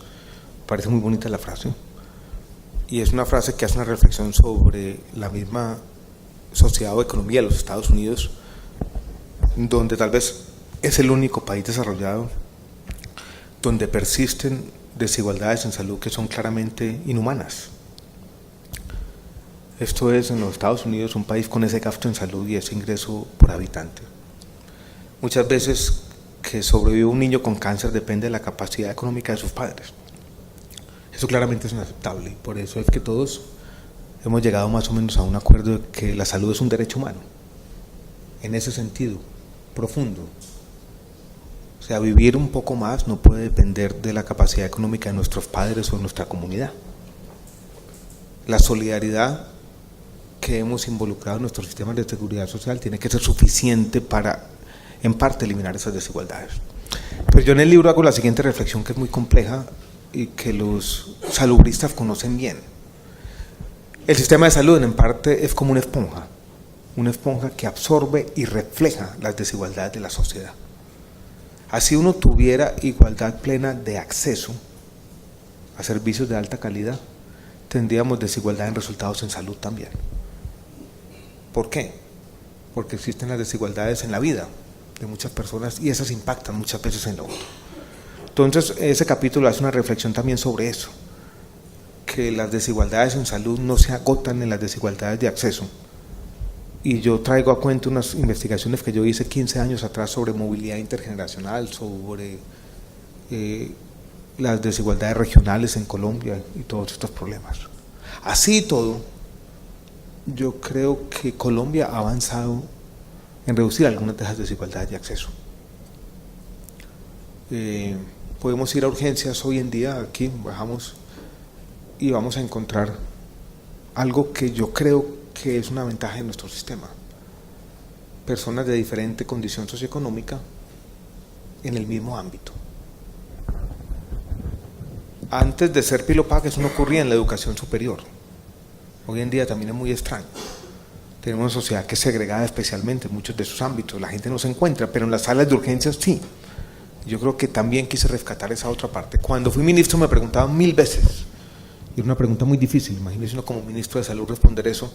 ¿Tuvo usted privilegios? ¿Qué podría decir yo honestamente? Sí, tuve privilegios. Tuve privilegios porque pues era ministro de salud y tuve privilegios porque tenía medicina privada, beneficiario de mi esposa.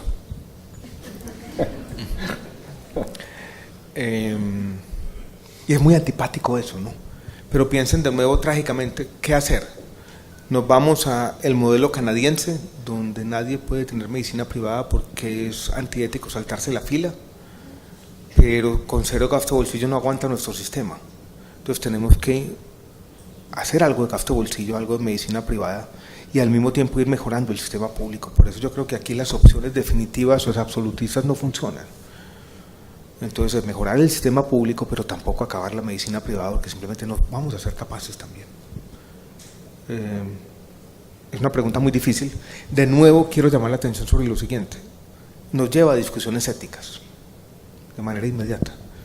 Y yo creo que es la gran complejidad también de estas discusiones en los temas de salud, que el tema ético siempre está rondando y hay que tenerlo en cuenta. Aumentar el gasto de bolsillo definitivamente es yo creo que Colombia debe aumentar el gasto de bolsillo del 15%, en mi opinión se debería llegar en un lapso de 4 o 5 años a 20%, que es un valor razonable. Eso le ayudaría a nuestro sistema, solucionaría algunos de los problemas que mencionamos anteriormente. Debemos hacerlo bien hecho, no para saltarse la fila plenamente, sino para acceder a ciertos servicios que son complementarios y no esenciales. Me parece que el país va por ese camino. En algún momento en el Ministerio de Salud, antes de que yo llegara, yo encontré la siguiente teoría instalada allí, y es que no debería haber gasto de bolsillo, que básicamente el sistema debería cubrirlo todo. Muy bonita, pero ingenua, me parece a mí. Ilusoria. Totalmente. Y en términos de esa equidad, nosotros, digamos, las IPS cada vez nos vemos enfrentando una mayor regulación, unas exigencias muy fuertes en términos de habilitaciones para asegurar la calidad, la seguridad y obviamente la experiencia del paciente. Esos que está alineado a los desenlaces en salud y a los resultados que uno como institución debe dar.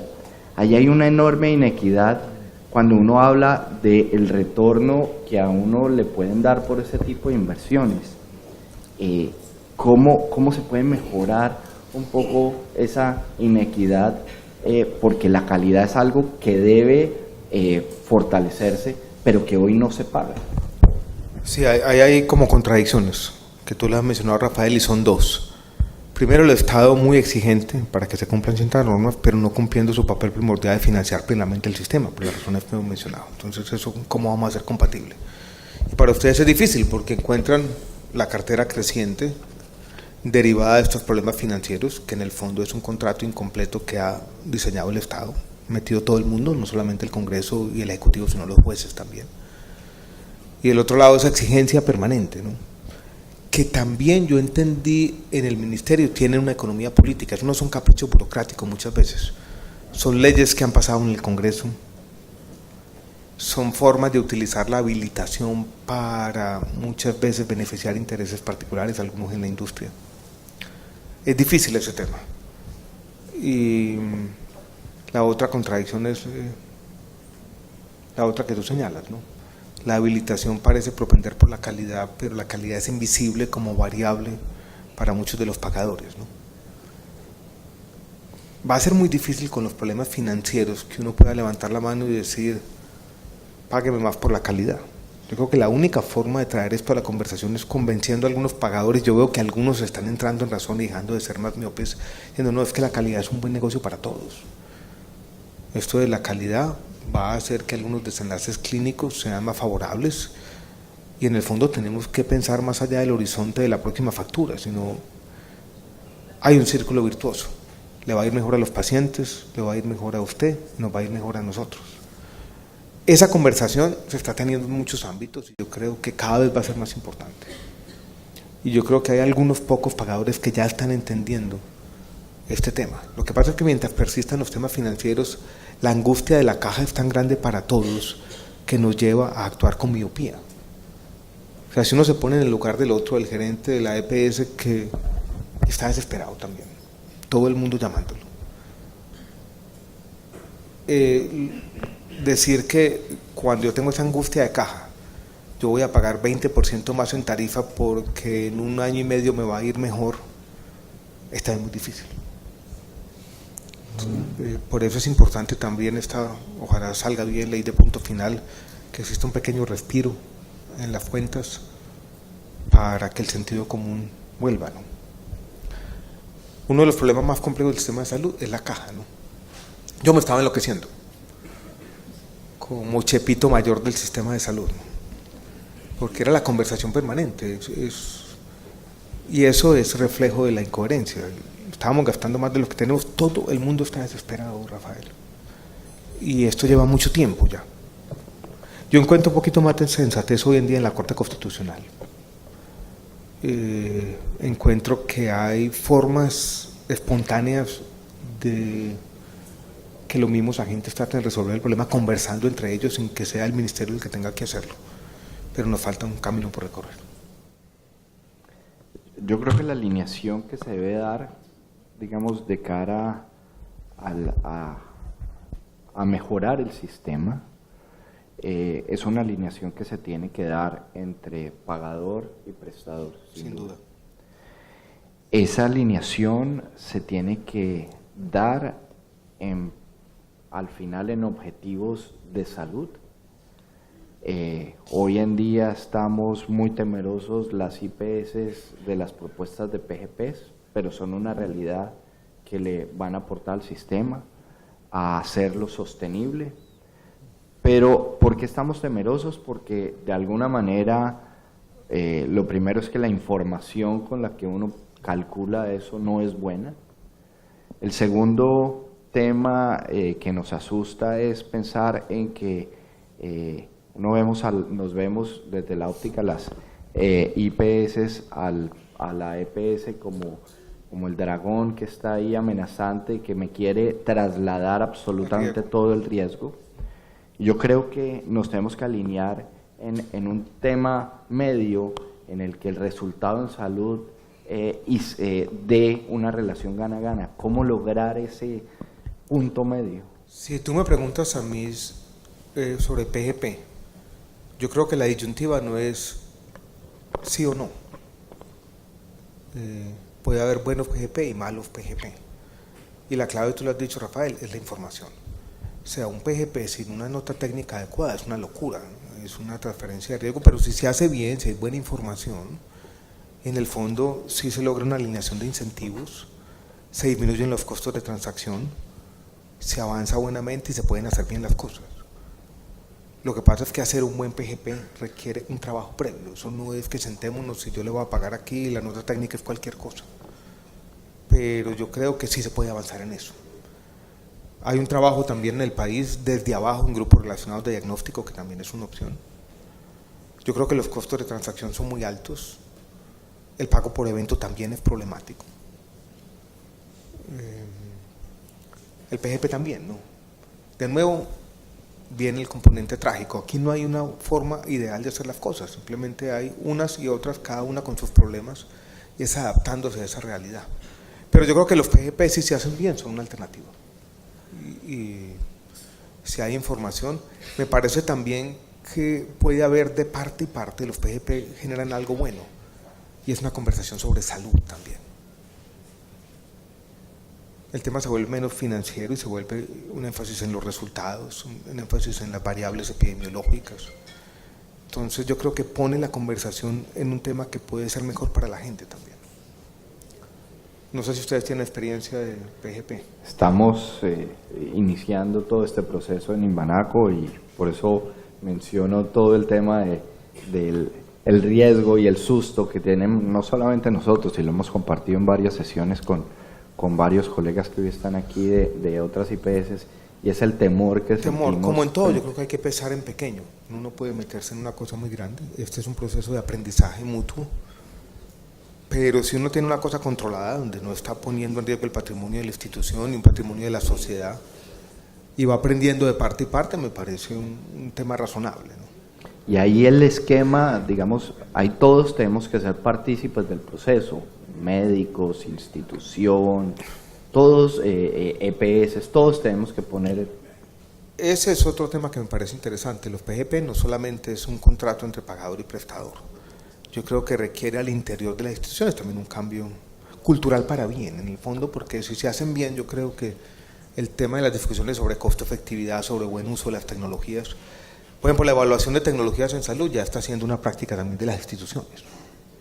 A los mismos prestadores están diciendo, yo tengo que evaluar mis tecnologías y tengo que, sin violentar la autonomía médica, también dar unas pistas sobre cuáles son las buenas tecnologías y cuáles no. Por decir cualquier cosa, yo creo que para una institución como esta de alta complejidad, la adopción del Da Vinci no es un tema menor, que requiere una reflexión requiere evaluar las tecnologías, requiere conversar con todo el mundo, requiere conocer los riesgos y requiere decir de pronto, mire, esta tecnología no nos funciona, no la vamos a incorporar. Y la protonterapia tampoco, porque ni el país la aguantan, ni los resultados clínicos la justifican. Entonces, y yo creo que estos mecanismos de pago diferentes nos pueden llevar a eso, ¿no? Y esa es la invitación también, ¿no? Cuando uno opera al interior de un sistema público, la reflexión sobre las tecnologías tiene que hacer parte también de la conversación al interior de las instituciones. Yo quisiera hacer una última pregunta antes de ceder un poco la palabra, por si la audiencia quiere hacer algún par de preguntas, y es un poquito tocar el tema de la experiencia de paciente y un poco ya apelar a tu rol como fue de paciente. ¿Qué recomendaciones tienes para nosotros como IPS en términos de la experiencia? ¿Cómo podemos mejorar? Y entendiendo que conoces muy bien el sector, el ambiente, ¿qué se puede hacer? ¿Qué podemos hacer los prestadores para mejorar la experiencia del paciente?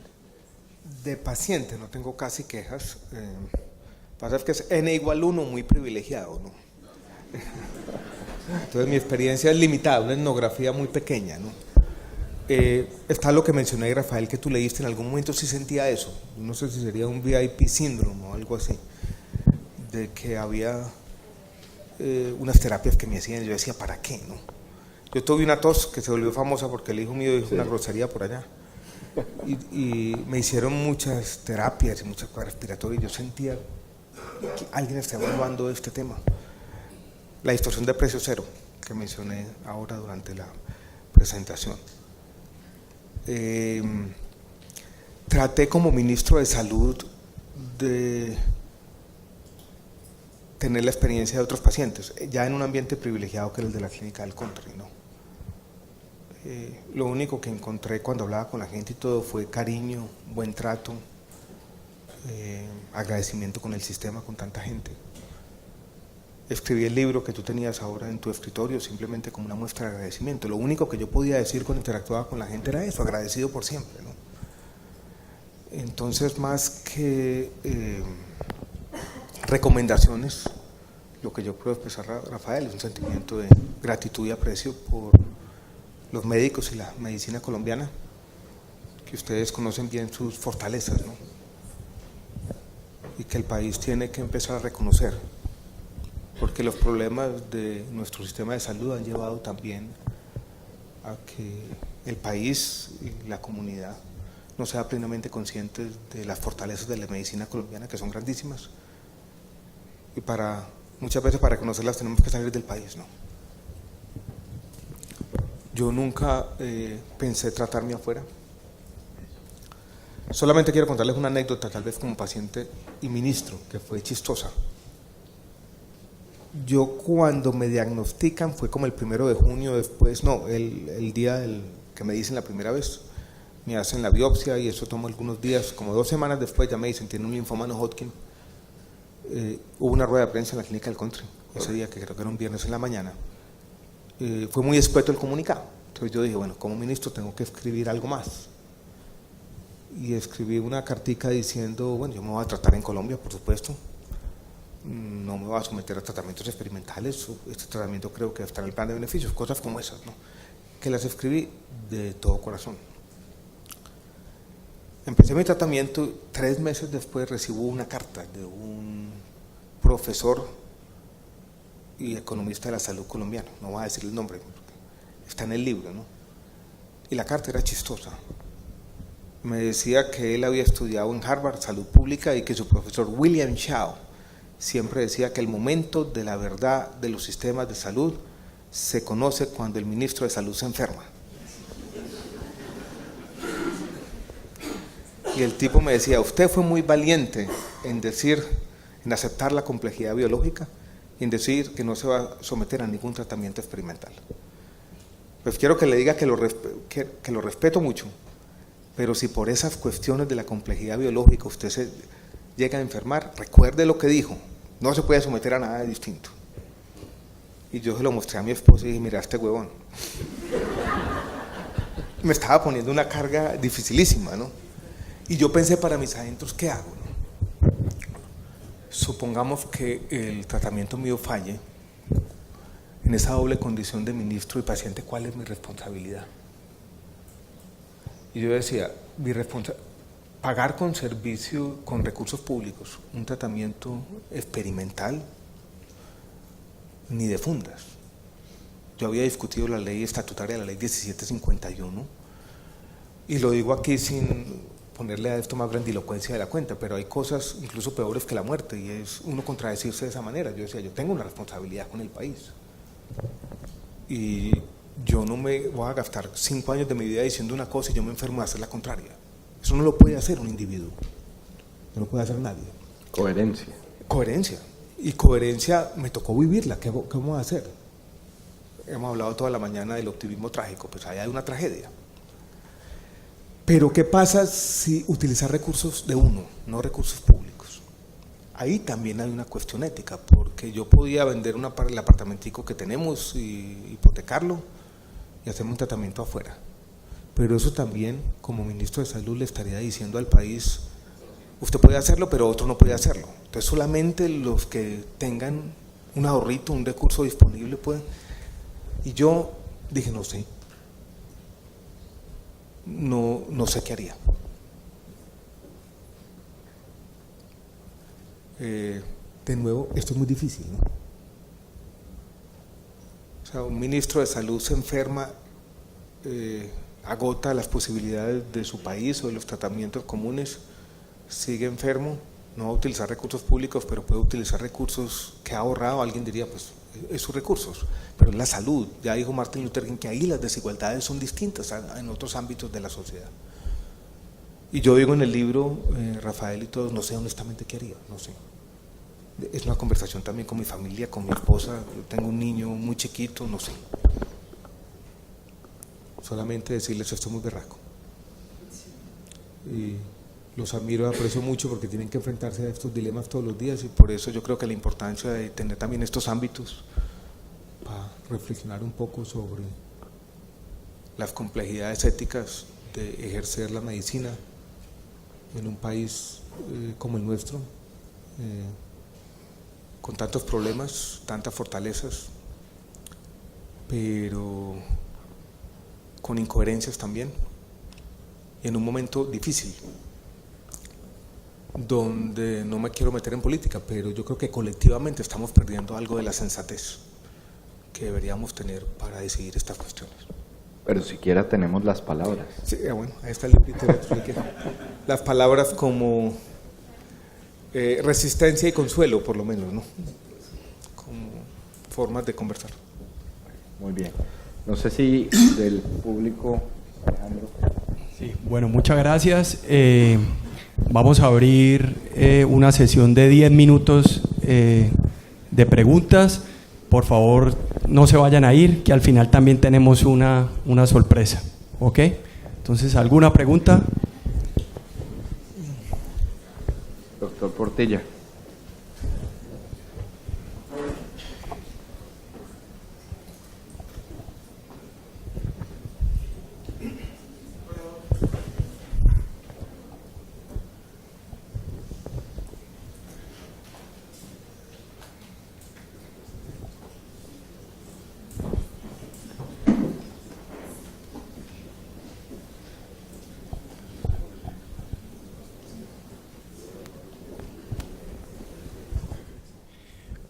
Buenos días, doctor. Muchas días. gracias, siempre muy reconfortantes sus palabras. Muchas gracias. Una cosa que me parece muy interesante es, en este país tan polarizado, usted logró imprimirle en un ámbito muy político un carácter muy técnico a sus decisiones, y conozco muy bien su posición frente a los dogmatismos. ¿Qué nos aconseja como sociedad, como médicos, como actores, que siempre seremos políticos como seres humanos? Seguir con estas posiciones políticas, lograr mantener un centro sin ser tibios y ser tan proactivos en esta construcción de sociedad sin caer en esta polarización que nos agobia tanto. Difícil, ¿no? La polarización es un reflejo también de otro problema. Yo creo que los dos se parecen, ¿no? De pronto son manifestaciones de lo mismo, cierta sobresimplificación también de estos problemas.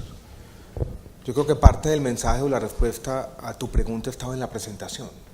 Yo creo que lo que yo también recomiendo es asumir la complejidad. En todos los ámbitos hacer pedagogía sobre estos problemas que estamos enfrentando, son difíciles y no tienen una salida fácil.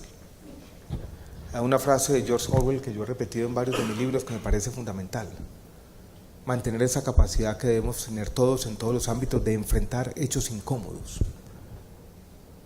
Y tenemos hechos incómodos y verdades incómodas. Y parte de la función de ustedes en todos los ámbitos, y la de los funcionarios y la mía ahora como académico, es eso también. Hay cosas difíciles, hay verdades incómodas, hay debates que hay que dar, no podemos rehuir a ellos. Hoy es difícil ir en contra de las opiniones mayoritarias en las redes sociales, parece haber como una indignación superficial, y lo que yo he recomendado es ni la vía de la indignación fácil ni la vía del cinismo, encontrar por el medio, sin ser tibio, tú lo dices, porque no es no tomando posiciones, pero sí asumiendo la complejidad, mostrando los datos.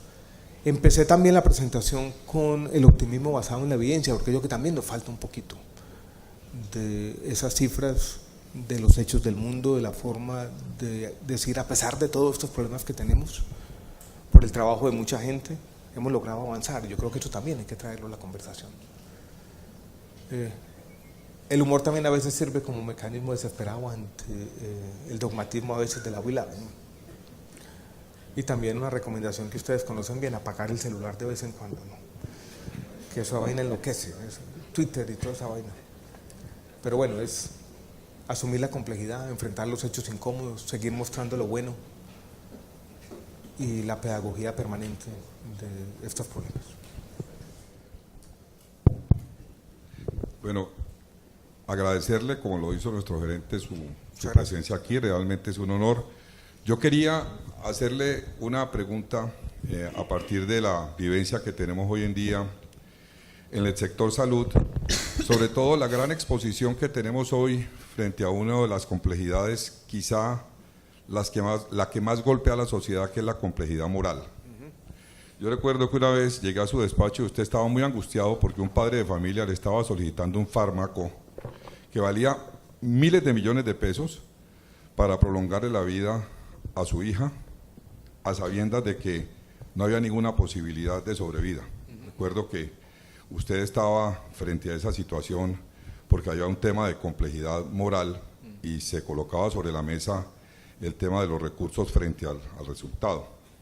Nosotros hoy en día como IPS nos enfrentamos a esos temas de complejidad moral, que me parecen supremamente riesgosos dada la polarización de que se hablaba ahora, dada la forma como la sociedad y los medios de comunicación manejan situaciones de este tipo. Nosotros cada vez, frente al tema de insolvencia del sector y frente al tema de no pago de los aseguradores, nos vemos expuestos a cerrar servicios. Y cada vez más en nuestros servicios de urgencias, desde la alta dirección hasta los médicos que están en el servicio, se tienen que enfrentar a tomar decisiones que son decisiones que plantean esa disyuntiva. El no poder aceptar una niña que está en un régimen de quimioterapia con un padre absolutamente angustiado porque de eso depende la sobrevida de su niña, y nosotros tenemos que negar un servicio porque no podemos ofertarlo, porque al mismo tiempo, en contraposición, está la sobrevida de la organización. La pregunta que le quiero hacer es, ¿qué recomendaría? Porque yo siento que de pronto las IPS somos unos actores donde cada cual está tratando de resolver su problema desde su perspectiva, y de pronto no estamos generando eso que usted comentó ahora, que es comenzar a generar cultura, a capacitar a la gente para que la gente comience a entender cuál es la problemática. Y siento de que esa insolidaridad que en un momento determinado estamos viviendo las IPS y la forma como a veces nosotros nos relacionamos con las EPS viendo en ellos el problema y finalmente dejando al Estado como último actor. Usted dijo algo que también me quedó sonando, ese proceso de expropiación, ¿no?, gradual en el que estamos viviendo, que es el Estado el que está detrás de eso. Realmente, ¿Qué podemos hacer? Porque yo siento que a veces nos sentimos inermes. Nosotros estamos en estas organizaciones, en estas juntas directivas, tratando de sacar estas organizaciones adelante en ese entorno y no encontramos como la luz, como que no sabemos realmente hacia dónde ir. No sé si es un problema de buscarla cada uno desde su perspectiva, desde su acera. ¿Será que se requiere darle cara al país y comenzar nosotros como parte del sector a contarle al país un poco la realidad de lo que hay aquí, muchas de las cosas que hemos comentado hoy? ¿Usted qué nos recomendaría, doctor? El problema ético era este medicamento que ustedes conocen bien, Spinraza, ¿no? De esta compañía Biogen, que creo que la adquirió Novartis recientemente, para la atrofia muscular espinal, que creo que en su momento era uno de los medicamentos, lo sigue siendo de los más caros del mundo. Eran gemelas, las dos tenían esta enfermedad genética terrible. Las dos tenían más de 6 meses y todas, la evidencia que teníamos sobre la mesa decía que ya no se utilizaba, pero para ese padre de familia era la única esperanza que tenía, ¿no? Y hoy en día, miren la complejidad, está en las redes sociales. Ese tema antes era una noticia, pasaba aquí, pero había un tema en las redes sociales permanente.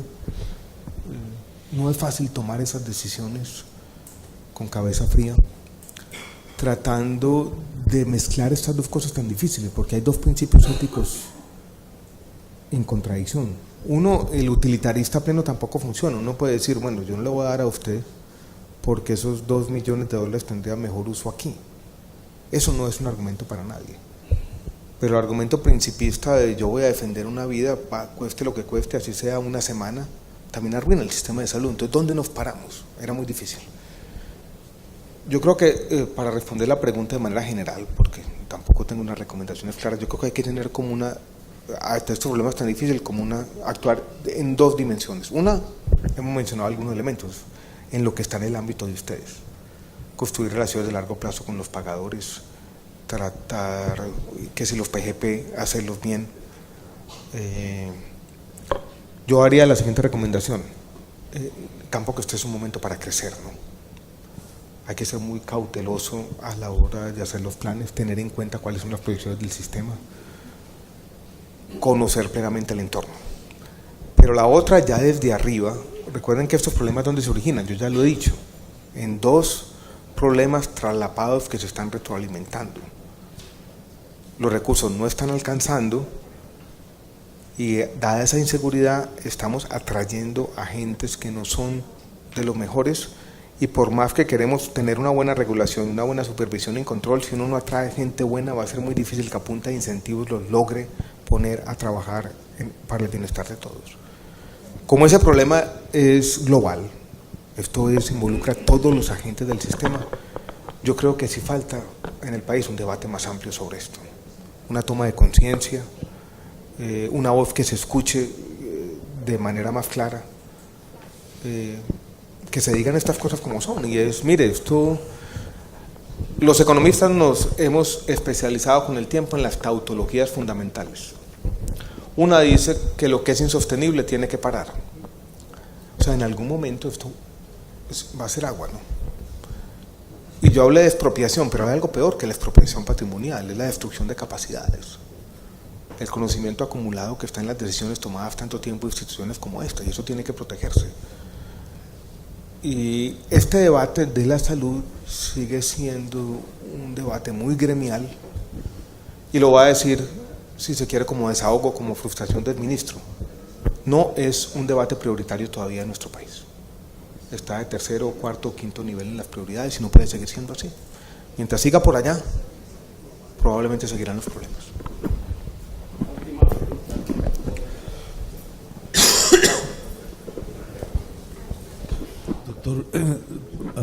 Doctor Gaviria, acude usted ya no como ingeniero economista, sino como el filósofo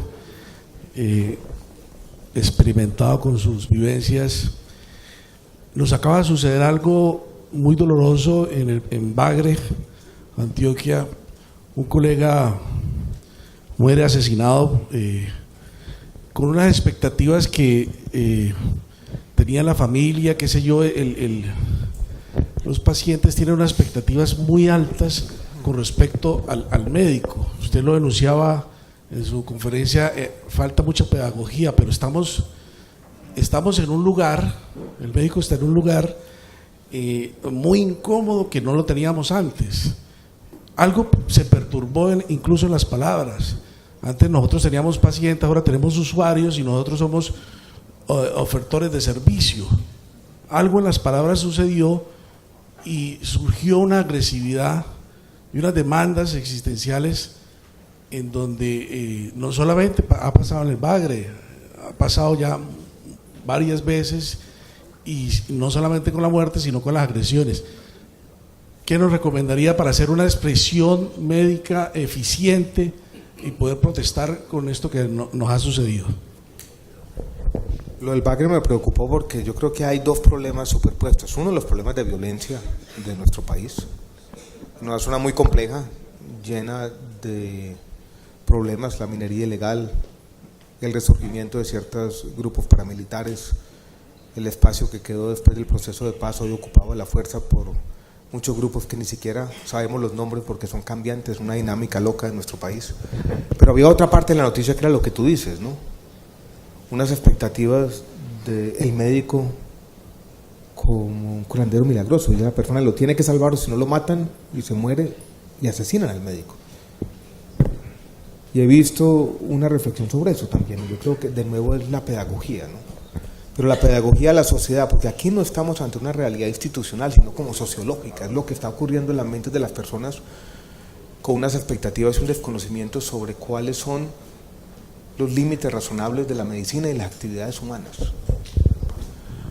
Es un problema muy complejo y yo lo veo todos los días, ¿no? Médicos que se sienten asediados, filmados por los pacientes.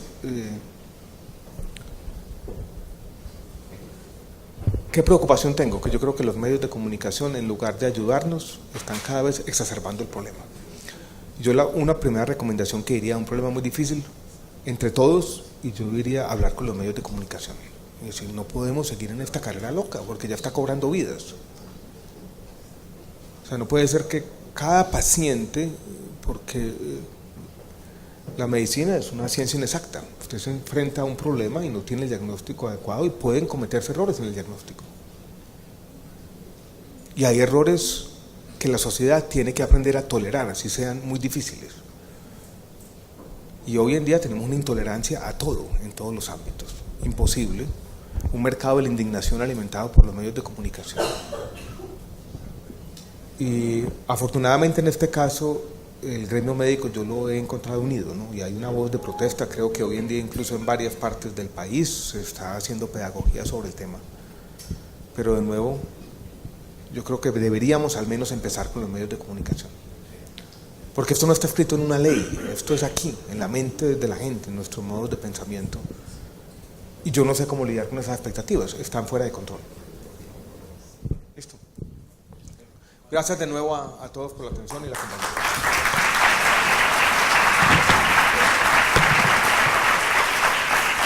Bueno, muchas gracias. Tenemos una sorpresa. El ministro pues ha escrito muchísimo. Hoy vamos a obsequiar 10 libros, 5 de su obra Hoy es siempre todavía y 5 libros de Siquiera tenemos las palabras. El ministro es un gran lector y la invitación es que sigamos leyendo. Debajo de sus sillas, o digamos hay 10 sillas ganadoras, hay unas tarjetitas, les invitamos a que revisen debajo de su silla y los ganadores los invitamos a pasar. Ganador, están distribuidos.